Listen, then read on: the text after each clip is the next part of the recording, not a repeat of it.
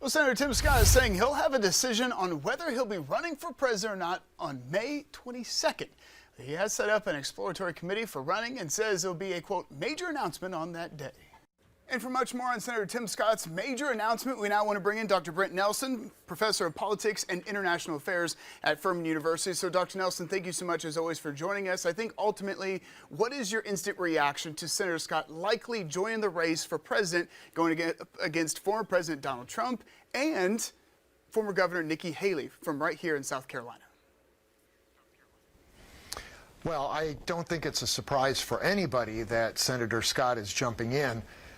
His name has been mentioned for probably 10 months to a year now as a potential candidate.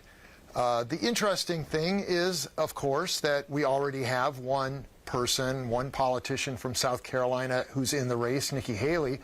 And so this will be an interesting matchup between two of the most popular politicians in South Carolina. They used to be together a lot. At one point, they were campaigning together across the state with Senator Rubio when he was running for president against the primary field in 2016. So now the two teammates are now competing against each other. And you're also a professor of international affairs. I think one of the important aspects when it comes to running for president is the international appeal and their international policies. So with Senator Scott, he's going up against the former UN ambassador and Nikki Haley, as well as former President Donald Trump. So how is he going to be able to bridge that gap that now exists between him and the other candidates when it comes to foreign policy? Well, he's not the only candidate in the race that has a little trouble with the foreign policy element. You saw that last week, Governor DeSantis was in Japan and other places also trying to burnish his foreign policy credentials. You don't run a presidential campaign usually on foreign policy. You usually run it on domestic policy, but you have to have a little bit of experience. So I would bet that Senator Scott will make an overseas trip sometime in the near future that is well publicized so that he can show that he has some understanding of the international situation and America's role in the world. Now, it seems like if Governor DeSantis joins the race, him and the former president, Donald Trump, are the heavy favorites right now. And then it seems like then we start to see the other crowd quite a bit back in the polling. So how does Senator Scott make up for that at this point, from your perspective? What should he focus in on? Well, Senator Scott has a unique backstory, and he, of course, is the only African American in the race so far. And so he will draw immediate attention. He has pretty good name recognition, especially, say, east of the Mississippi. But he is going to have a challenge. He is well behind right now.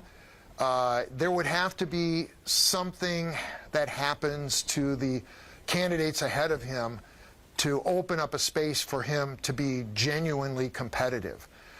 He's going to make a good run for it. He will speak about the issues that he's passionate about: the economy, foreign trade, entrepreneurship.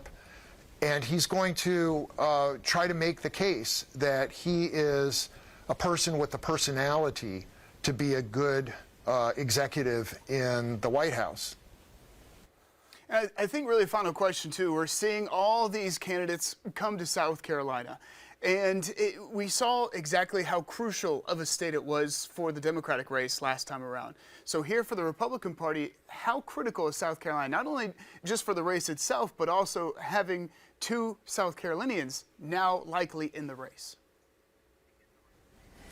Well, again, for the Republicans, South Carolina will not be the first primary like it will be in the Democratic Party, but it will be the first in the South, as usual. And it is a place where every Republican candidate has to do very well because it's the first in the South, and the South is the heartland of the GOP. So without South Carolina, without doing well in South Carolina, you really can't expect to do well in the primary season.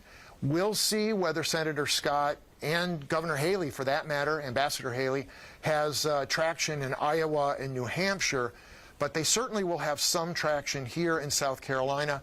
I would imagine that if they do modestly well in Iowa and New Hampshire, that they will run here in South Carolina. If they don't, they'll do something like Senator Graham did in 2016. He'll pull out before the South Carolina race so that he doesn't fall too far behind. But I think at this point it looks like Ambassador Haley and Senator Scott would like to carry their campaigns through South Carolina. All right, it'll be interesting to watch, and the fun is just beginning for this 2024 race. Dr. Nelson, thank you so much. You're welcome.